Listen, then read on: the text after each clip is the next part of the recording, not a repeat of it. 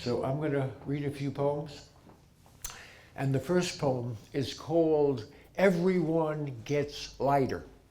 Life is lots of presents, and every single day you get a big bunch of gifts under a sparkling pine tree hung with countless balls of colored lights. The red one with the green ribbon, and the green one with the red ribbon, and the white one with silver and the gold with gold. It's not what happens, it's how you handle it. You are in a water bubble human body on a private jet in seemingly a God world, a glass of champagne, a certain luminosity and clarity, skin of air, a flat sea of white clouds below, a vast dome of blue sky above, and your mind is an iron nail in between. It's not what happens, it's how you handle it. Dead cat bounce, catch a falling knife, after endless shadow boxing in your sleep, fighting in your dreams and knocking yourself out. You realize everything is empty and appears as miraculous display. All are in nature, the play of emptiness and clarity. Everyone gets lighter, everyone gets lighter, everyone gets lighter. Everyone is light is a new poem, and it's called God is Man-Made. Yes, there is a God and it is man-made. There is a God and it is made by man. All the gods are made by you and me. We create the gods and they look like us. Yes, there was a moment recognizing intuitively the empty true nature of mind beyond concepts and inconceivable. And then we started thinking about it, thinking about it, thinking about it, made it into ideas, made it into concepts, invented or made it into religions, invented all the self-serving religions. And then we said some words and said it was the words of God, words from God. And everybody believed it, wanted to believe it. We created God, and he looks like us. Yes, there is no hell.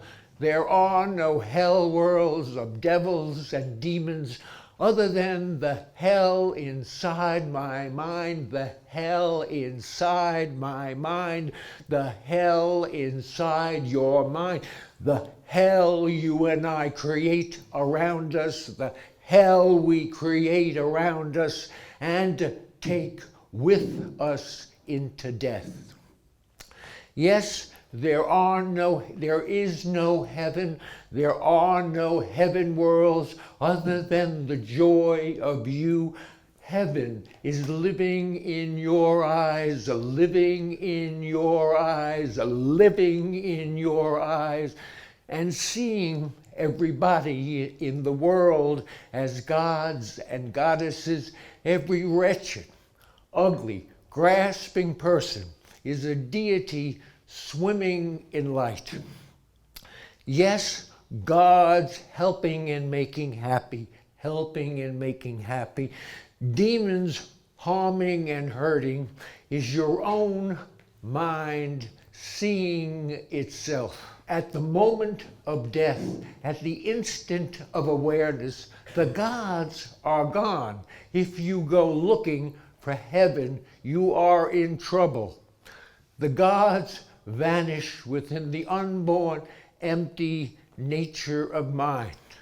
You are liberated through your own self-luminous awareness, your own self-luminous awareness will always be with you. I will always be with you. I will always be with you. I will always be with you.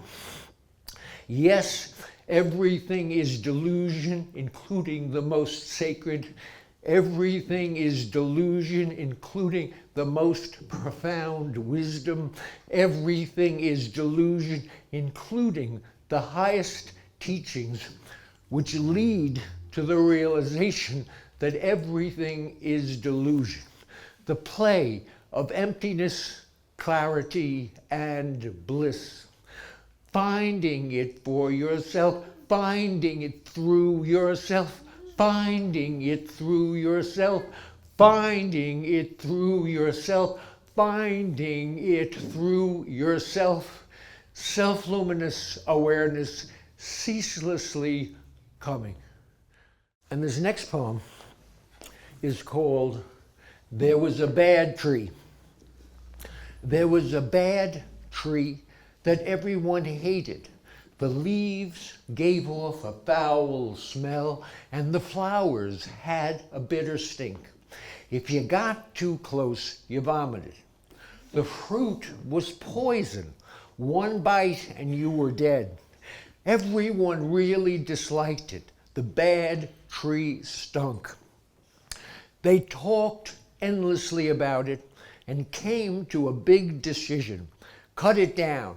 Get rid of it. They chopped with axes and barely made a dent. Wearing breathing masks, they whacked at it and nibbled and chipped. Oily powder from the shiny dark green leaves got on their skin, blistered, and was really itchy, and they scratched bloody red. They put on protective gear with oxygen and went at it with electric buzzsaws and heavy equipment. Working 24 hours a day, finally they cut it down. Everyone was very happy and celebrated the great victory, a noble deed, well done, and they went to bed exhausted. The next morning, the bad tree had grown back, had sprung up new and bigger and more beautiful and ugly. It was very discouraging. They talked a lot about it and cut it down again and poured gasoline on the roots and burned all the leaves and branches in a big fire. After the smoldering embers got cold, the tree grew back, bigger, more bad, and really gorgeous. Other people had been watching from their houses, waiting their turn. They thought themselves smarter, with higher intellectual capabilities. They knew how to get rid of the tree. It was a growing plant, a wood tree that grew in the ground. They incinerated it, burned the roots with chemicals, vaporizing acids, and robotic lasers, detonated on the ground, bombed from the air, hit with smart missiles, and bombarded with radiation. They made a firestorm and covered the ground with concrete and steel. The tree grew back, more fresh, more elegant, even gracious, and really ugly. The wood was harder, darker, thick, hot muscle, and the leaves, full and lush, moved like underwater plants luxuriously in the breeze. It was extremely discouraging, extremely depressing, a catastrophe. They had made for themselves a hell world. They talked incessantly about it and came to a big decision. The mayor resigned in disgrace, and those who had worked so hard left, humiliated, departed, moved to the other side of town, stayed away. Then out of the blue appeared these beautiful people. They were simple and humble and a little like peacocks and seemingly well-intentioned with a great sense of humor. Radiantly relaxed, oozing loving kindness and compassion, they walked right up and started eating the leaves. They ate the leaves and enjoyed them, became happy and laughed and chomped on more leaves. You could tell they really liked the taste.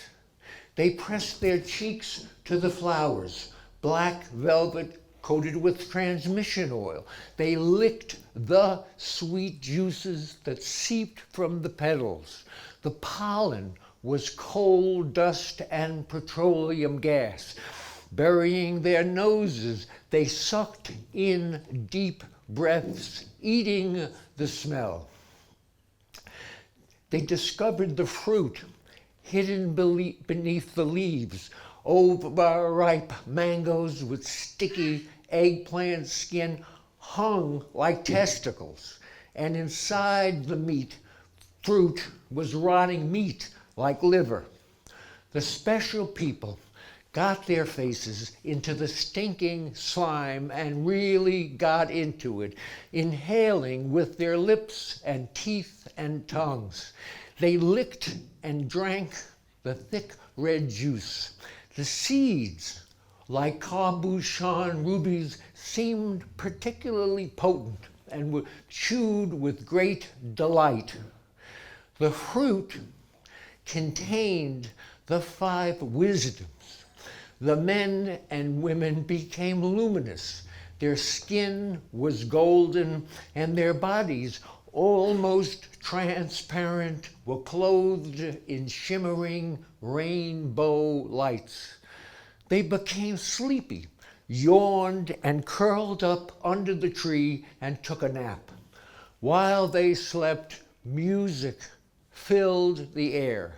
Lounging against the gnarled tree trunk and protruding roots, their huge bodies, colored red, yellow, blue, green, white, rested in great equanimity and radiated huge compassion.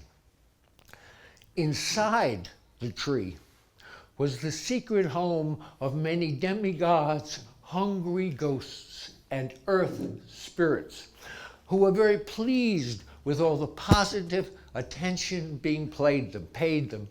After years of abuse and mutilation, they were thrilled, even though they were being ravaged and their flowers wrecked. At the root endings, there were jewels, diamonds and emeralds and rubies, which were stars in the sky of the world below. The beautiful men and women woke up and nibbled on the leaves again. They ate the leaves like deer, pausing between bites, looking up at the vast, empty sky. The leaves and fruit increased their clarity and bliss and introduced the nature of primordially pure wisdom mind. And next is some excerpts from a long memoir piece that's called The Death of William Burroughs. Ow. Ow. William died on August 2nd, 1997, Saturday at 6:30 in the afternoon, from complications from a massive heart attack he'd had the day before. I was with William Burroughs when he died, and it was one of the best times I ever had with him. Doing Tibetan Nyingma Buddhist meditation practices, I absorbed his consciousness into my heart. It seemed like a bright white light blinding but muted, a gentle shooting star came in my heart and up the central channel and out the top of my head to a pure field of great clarity and bliss. William Burroughs resting in great equanimity and the vast empty expanse of primordial wisdom mind. I was staying in William's house, doing my meditation practices for him, trying to maintain the good conditions and dissolve any obstacles that might be arising for him at that very moment in the bardo.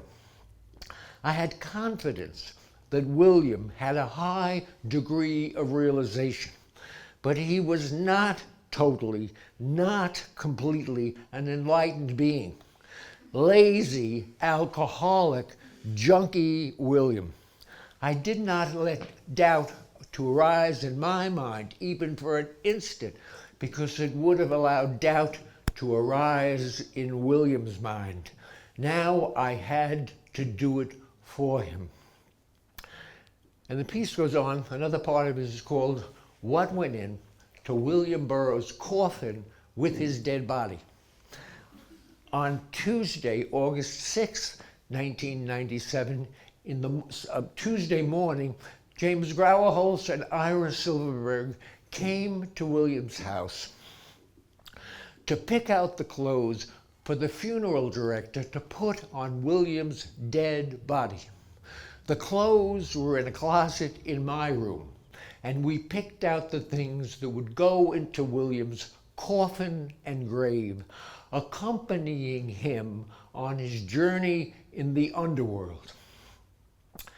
His favorite hat, a gray fedora. He always wore a hat when he went out, and we wanted his consciousness to feel at ease dead.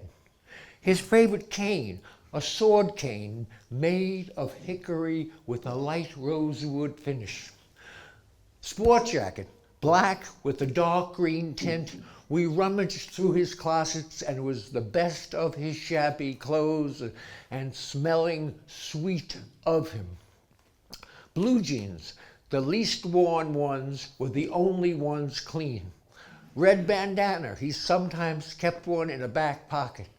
Jockey underwear and socks. Black shoes, the ones he wore when he performed. I thought the old brown ones that he wore every day because they were more comfortable. But James Grauerholz insisted.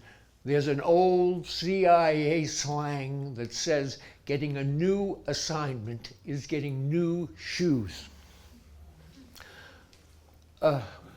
White shirt. We'd bought it in a men's shop in Beverly Hills in 1981 on the Red Night Tour. It was his best shirt.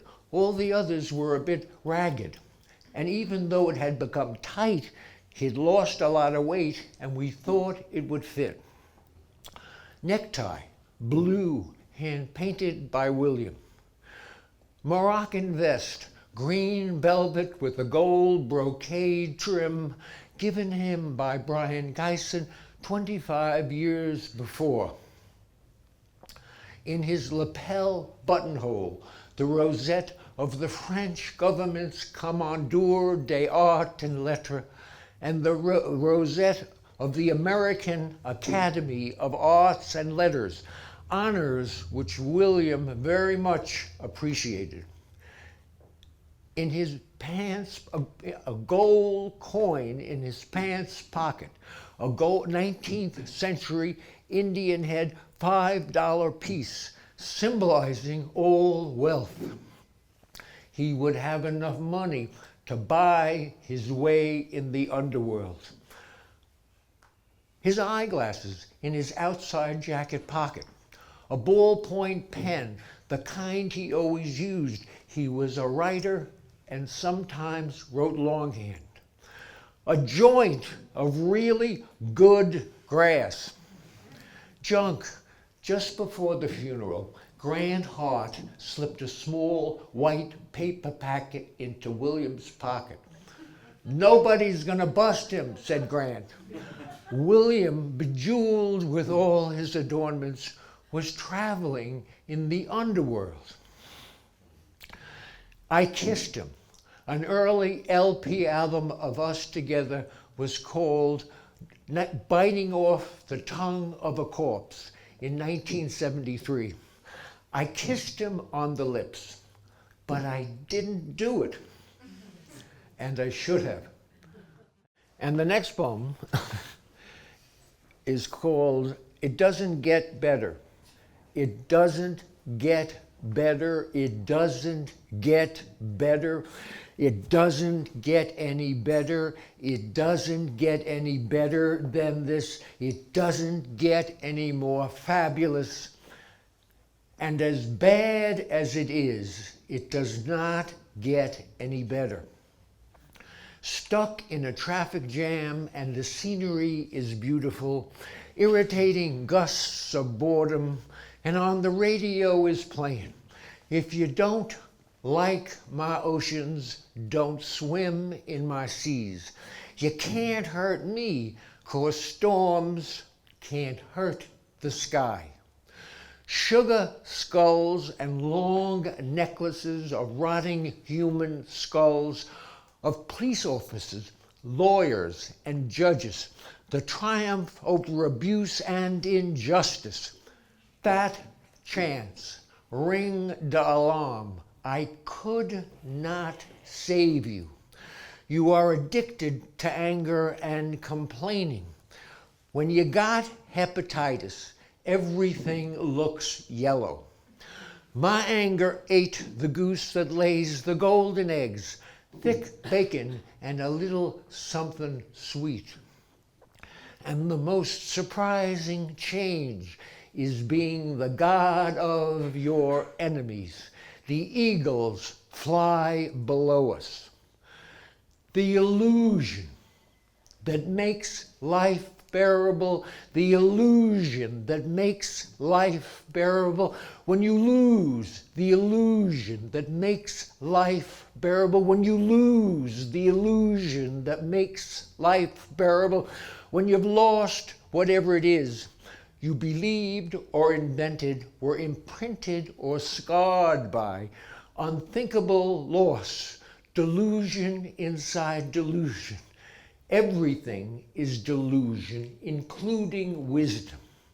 And then there's the illusions that make life bearable, the illusions that make life bearable, the illusions that make life bearable.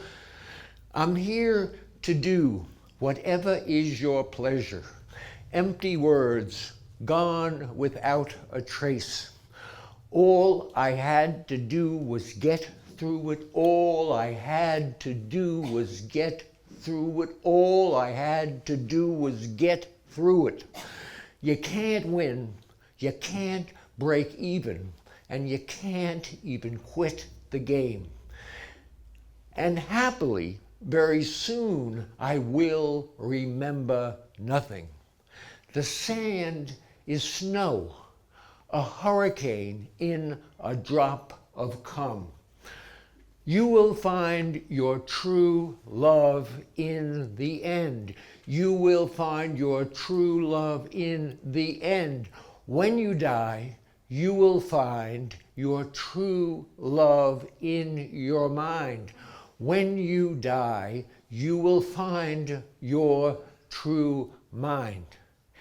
In the darkest night is the brightest light, clear, unlocatable emptiness awareness. It's called Thanks for Nothing. And I started writing it in December of 2006 on my 70th birthday. Thanks for nothing on my 70th birthday. I want to give my thanks to everyone for everything. And as a token of my appreciation, I want to offer back to you all my good and bad habits as magnificent, priceless jewels. Wish fulfilling gems, satisfying your every need and want. Thank you, thank you, thank you, thanks. May every drug I ever took come back and get you high. May every glass of wine and vodka I ever drank come back and make you feel really good, numbing your nerve ends, allowing the natural clarity of your mind to flow free. May all the suicides be songs of aspiration. Thanks that bad news is always true. May all the chocolate I've ever eaten come back rushing through your bloodstream and make you feel happy. Thanks for allowing me to be a poet, a noble effort, doomed but the only choice. I want to thank you for your kindness and praise. Thanks for celebrating me. Thanks for the resounding applause. Thanks for taking everything for yourself and giving nothing back. You were always only self-serving. Thanks for exploiting my big ego and making me a star for your own benefit. Thanks that you never paid me. Thanks for all the sleaze. Thanks for being mean and rude and smiling at my face. I am happy that you robbed me. I am happy that you lied. I am happy that you helped me. Thanks. Grazie. Merci beaucoup. May you smoke a joint with William and spend some intimate time with his mind, more profound than any book he wrote. I give enormous thanks to all my lovers, beautiful men with brilliant minds, Bob, Jasper, Ugo. May they all come here and make love to you. And may my many other lovers of totally great sex, countless lovers of boundless, fabulous sex, countless lovers of boundless, fabulous sex, countless lovers of boundless, fabulous sex in the golden age of promiscuity, may they all come here and make love to you if you want. May they hold you in their arms, ball into your heart's delight, ball into your heart's delight, ball into your heart's delight. May all the people who are dead, William, Brian, Cookie, Jack, and I do not miss any of you. I don't miss any of them. No nostalgia. It was wonderful that we loved each other, but I do not want any of them back.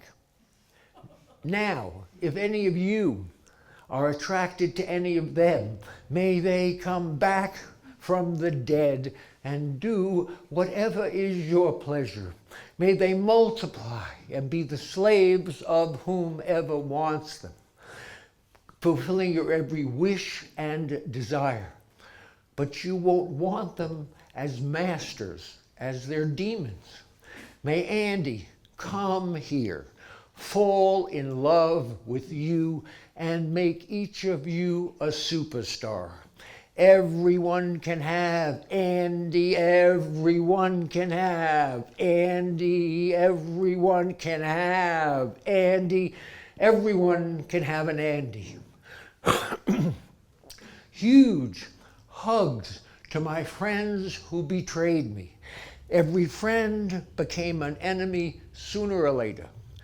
Deep kisses to my loves that failed. I am delighted you are vacuum cleaners sucking everything into your dirt bag. You are none other than a reflection of my mind. Thanks for the depression problem and feeling like suicide every day of my life. And now that I'm 78, I'm happily almost there. 20 billion years ago, in the primordial wisdom soup, beyond comprehension and indescribable, something without substance moved slightly and became something imperceptible, moved again and became invisible, moved again and became a quark, and again and became quarks, moved again and became protons and neutrons, and the 12 dimensions of space. Tiny fireballs of primordial energy, bits tossed back and forth in a game of catch between particles, transmitting electromagnetic light and going really fast, 40 million times a second, where the pebble hits the water. This is where the trouble began. Something without substance became something with substance. Why did this happen? Because something substanceless had a feeling of missing out on something, not getting it, not getting it, not getting it, not getting something when there was nothing to have. From that primordially endless potential to modern day reality, 20 billion years later, has produced me, and my stupid grasping mind has made me and you and my grasping mind. May Rinpoche and all the great Tibetan teachers who loved me come back and love you more. May they hold you in their wisdom hearts, bathe you in all-pervasive compassion, give you pith instructions, and may you, with the diligence of Olympic athletes, do meditation practice, and may you, with great confidence, realize the true nature of mind. America, thanks for the neglect. I did it without you. Let us celebrate poetic justice. You and I never tried to do anything and never succeeded. Thanks for introducing me to the face of the naked mind. Thanks for nothing. Thank you.